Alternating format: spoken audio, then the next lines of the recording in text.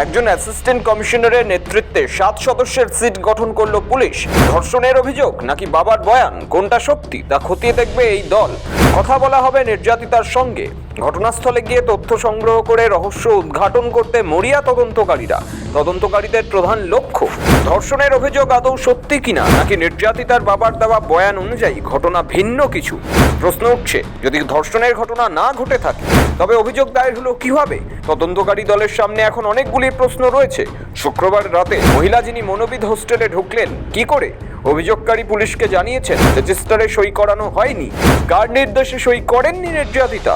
অভিযুক্ত দ্বিতীয় বর্ষের ম্যানেজমেন্ট পড়ুয়া কতটা প্রভাবশালী? সবকিছুই খতিয়ে দেখবেন তদন্তকারীরা। পুলিশকে কি জানিয়েছেন তরুণী?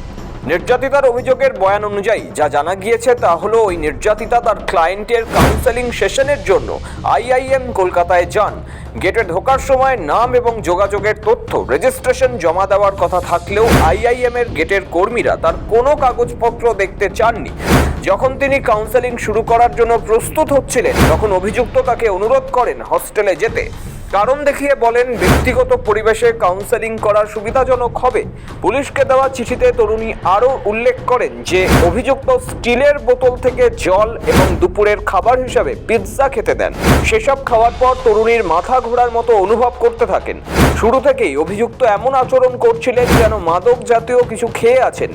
নির্যাতিতা লিখেছেন দুপুরের খাবার খাওয়ার পর তার বমি বমি লাগছিল। বাথরুমে যেতে চাইলেও তাকে যেতে দেওয়া হয়নি। বাথরুমে যাওয়া না যাওয়া নিয়ে তর্ক বিতর্কের মধ্যেই হঠাৎ অভিযুক্ত ওই তরুণীর চুল টেনে ধরেন।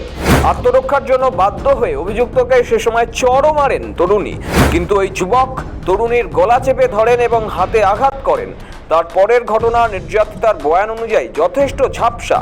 তরুণীর আবছা মনে আছে অভিযুক্ত তাকে অশ্লীলভাবে স্পর্শ করতে শুরু করেন, পরে যৌন হেনস্থা করেন। জ্ঞান ফেরার পর বুঝতে পারেন তিনি কলেজের ছেলেদের হোস্টেলের বিছানায় শুয়ে আছেন। সেখান থেকে বেরিয়ে শুক্রবার প্রথমে ঠাকুরপুকুর থানায় নির্যাতিতা অভিযোগ দায়ের করতে যান। সেখানে পুলিশ তাকে হরিদেবপুর থানায় যেতে বলে, কারণ আইআইএম জোকা ওই থানার অন্তর্গত। পুলিশের সহায়তাতেই শুক্রবার হরিদেবপুর থানায় গিয়ে অভিযুক্ত পড়ুয়ার নামে অভিযোগ দায়ের করেন তরুণী। ঘটনাস্থলে গিয়ে তথ্য প্রমাণ সংগ্রহ করে পুলিশ। তারপর গ্রেফতার করা হয় অভিযুক্ত দ্বিতীয় বর্ষের ম্যানেজমেন্ট পড়ুয়া পরমানন্দ জৈনকে। এসবের মাঝেই আবার প্রকাশ্যে আসে নির্যাতিতার বাবার বয়ান, আর তা থেকেই তৈরি হয় ধোঁয়াশা। তদন্তের মূল ফোকাস নির্যাতিতা ও তার বাবার বক্তব্য।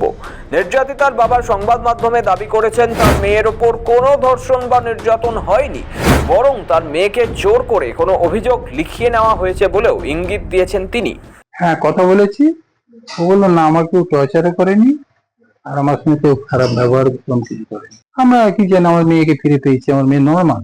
না না, সে স্ট্রং। এসে হরিদেবপুর থানা ওকে কোথা থেকে পেয়েছে আমি জানি না, আমি সেটা ওরা বলেনি, আমি জিজ্ঞেসও করিনি। কেমন ওরা বেশিক্ষণ কথাবার্তা আমার সঙ্গে বলে। কমপ্লেন ও বললো আমাকে বলেছে, আমাকে দিয়ে লিখিয়ে নিয়েছি যেগুলো আমার আমাকে অভিযোগটা, সেটা এখন বলছে না আমার সবকিছু আমাকে দিয়ে লেখানো হয়েছে, পুরোপুরি ফিট। অভিযোগটা কে লিখে সেটা এখন আমি ওর কাছ থেকে ভালোভাবে দু একদিন পরে জানতে পারবো। এখানে প্রশ্ন উঠছে, তাহলে অভিযোগ দায়ের কেন? বাবা জানান তার মেয়েকে তা লিখিয়ে নেওয়া হয়েছে, কিন্তু কে লিখিয়েছে তা পরে জানা যাবে। এই বিষয়টিও খতিয়ে দেখবে বিশেষ তদন্তকারী দল।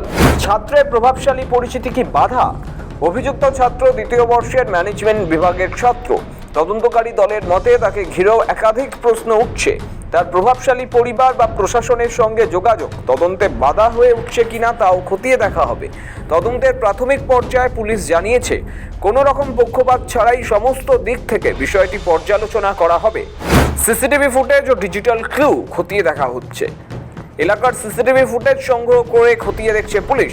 কে কখন হোস্টেলে প্রবেশ করেছেন, ঘটনার সময় ঠিক কী ঘটেছে তা পরিষ্কারভাবে জানার জন্য প্রযুক্তিগত তথ্য সংগ্রহ করা চলছে। তদন্তকারীরা চাইছেন মহিলার মেডিকেল রিপোর্ট, বয়ান এবং ডিজিটাল ক্লু সবকিছু একসঙ্গে বিবেচনায় এনে সিদ্ধান্ত নিতে। ভারতের অন্যতম সেরা কেন্দ্রীয় শিক্ষা প্রতিষ্ঠান আইআইএম জোকা সেই কলেজের হোস্টেলে ধর্ষণের মতো গুরুতর অভিযোগ সামনে আসায় সারা রাজ্যে তীব্র প্রতিক্রিয়া দেখা দেয়। এই ঘটনা শুধু কলকাতা বা রাজ্যের নয়, সমগ্র দেশের নজরে এসেছে। কেন্দ্রীয় প্রতিষ্ঠানের ছাত্রাবাসে এমন ঘটনা প্রশাসনিক নিরাপত্তা ও নিয়মের দিক থেকেও প্রশ্ন তুলে দিচ্ছে। রাজনৈতিক মহলেও শুরু হয়েছে চাপানুতোর। বিরোধীরা সরব, আবার প্রশাসনও চাইছে নিরপেক্ষ তদন্ত।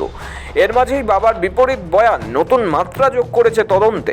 এই পরিস্থিতিতে তদন্তকারী দলের দ্রুত ও নিরপেক্ষ রিপোর্টের দিকেই তাকিয়ে রয়েছে সমাজের বিভিন্ন স্তর। সৌভিক সান্যালের রিপোর্ট, সময়, কলকাতা।